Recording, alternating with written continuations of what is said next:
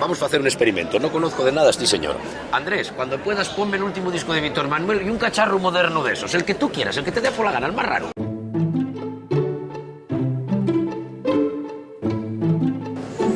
Mi madre, guaje, ¿dónde fuiste por ello? ¿Qué vale esto?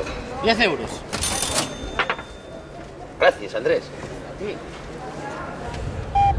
Pues yo esto no sé si me velo o si regalo.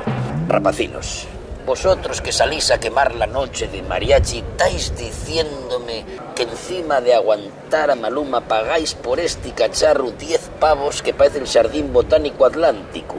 Pero luego nunca queréis pagar 50 céntimos de más en una botella de sidra que ya asturiana, con manzana asturiana y con etiquetina. ¿Estáis diciéndome eso? Hombre, no me fastidias. Con razón dicen que nos estamos extinguiendo.